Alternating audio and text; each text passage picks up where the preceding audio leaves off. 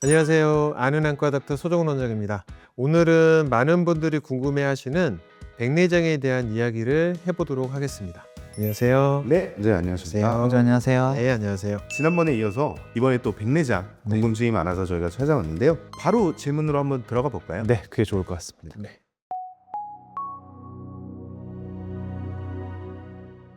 백내장은 수술하시고 나서 출근이 언제부터 가능한 건가요? 출근은 다음 날부터 가능하시긴 해요. 근데 이제 무리를 하거나 무거운 걸 드신다든지 지하실 같은 데 가시고 먼지 많은 데 가시는 분들이 있어요. 이제 이런 것만 주의를 하시면 다음 날부터 어느 정도는 조심스레 일상생활이 가능하다. 수술 후 2, 3일 후부터도 조금 더 편한 생활이 가능하시고, 이제 항상 주의하실 거는 일주 정도는 아까 앞서 말씀드렸듯이 먼지가 많은 곳을 피하시고 물이 안 들어가게. 염증이 일주 안쪽에 생기면 되게 힘들어질 수 있거든요. 그래서 감염 관리에 주의하시면 됩니다.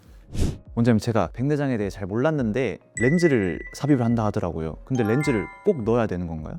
우리 눈은 이렇게 돼 있어요. 눈 안에는 수정체라고 하는 말랑말랑하고 투명합니다. 그래서 투명하기 때문에 빛을 가리는 게 없고 늘어났다가 줄어들었다 하면서 초점을 맺어주게 해주는 카메라 렌즈에 해당하는 부분인데, 백내장은 얘가 딱딱해지고 뿌옇게 흐려지는 거예요. 기능을 못하는 거죠. 안경을 쓰는 분이 안경이 기스났다고 생각을 하면 안경을 갈아 끼잖아요.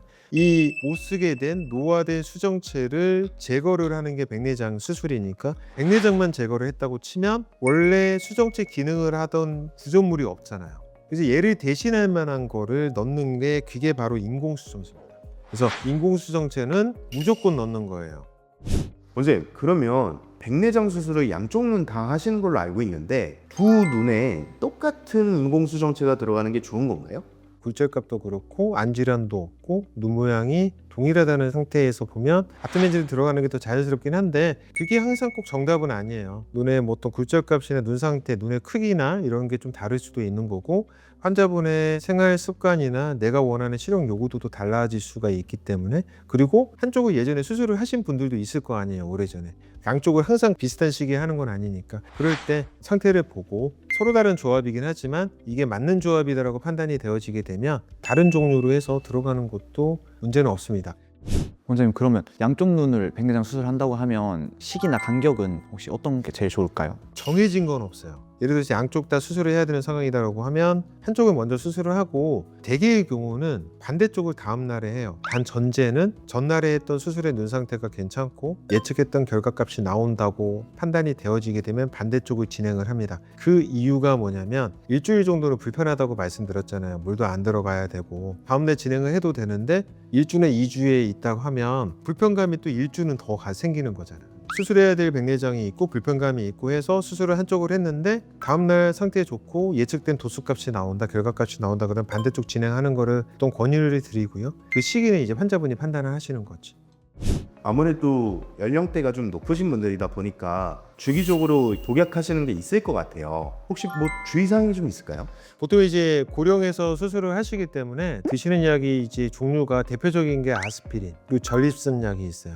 전립선 약 같은 경우는 그 약을 드시다 보면 동공이 잘 안 커지거든요. 그래서 예전에는 한 일주 정도 끊으시고 좀 최대한 끊으신 다음에 하시라고 했는데, 전립선 약을 끊는다고 해서 작아진 동공이 다시 커지진 않더라고요. 그래서 특별한 경우 아니면 전립선 약은 끊으실 수 있으면 좋고, 못 끊으시는 경우는 그냥 진행하는 경우가 있고, 중요한 게 아스피린인데, 눈 수술, 특히 백내장 수술은 피가 잘 나는 수술은 아니기 때문에 예방 목적으로 드시고 끊어도 된다 그러면 경우에 따라서 3일에서 일주일은 끊으세요라고 얘기를 드리고, 치료 목적으로 심장이 안 좋거나 머리 쪽이 안 좋으신 경우 있잖아요. 절대 끊지 말고 그대로 드시라고 합니다. 그리고 수술을 진행하고 피가 많이 나거나 그런 문제는 거의 없다라고 보시면 돼요.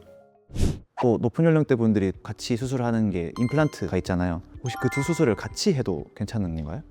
같이 하는 건 아니죠. 백내장 수술을 생각을 하시고 있는데 그날 수술하고 나는 임플란트나 발치를 하겠다, 여기랑 여기랑 떨어져 있긴 한데 얼굴 부위이기 때문에 발치하고 하면 붓잖아요. 부면은 이쪽도 영향이 가요. 건조감도 생기고 그걸로 인해 회복도 좀 더딜 수도 있기 때문에, 그 염증 자체로 인해서 눈에 불편감도 있으면서 보통 백내장 수술하고 담배 흡연 이런 거 얘기하면서 피곤하지 않게 하세요 하는 이유가 뭐냐면, 외부에서 균 들어가는 거 말고 컨디션 조절이나 이런 걸로 있으면 속에서 염증이 생기거든요. 그러면 이제 치료 회복이 더뎌요. 그런 맥락에서 발치를 하거나 임플란트를 해서 여기가 불편하면 필수는 떨어지잖아요. 근데 인접한 부분 쪽에 또 컨디션이 떨어질 수가 있거든요. 그래서 백내장 수술 먼저 하시고 한 일주 정도는 컨디션 좋아지고 안정화되면 여기에서 불편감이 생기더라도 여기 눈 쪽은 안정화되어 있기 때문에 큰 문제는 없어요. 시간텀을 좀 두시는 거를 권유드립니다. 뭘 먼저 하든 상관은 없지만 큰 상관은 없는데 백내장 수술하시고 나서는 일주일 이후에 임플란트도 마찬가지. 임플란트도 일주 정도 이후에 괜찮으면 이 수술하는 건 큰 지장은 없습니다. 떨어져 있고 여기를 누르는 건 아니니까 수술할 때.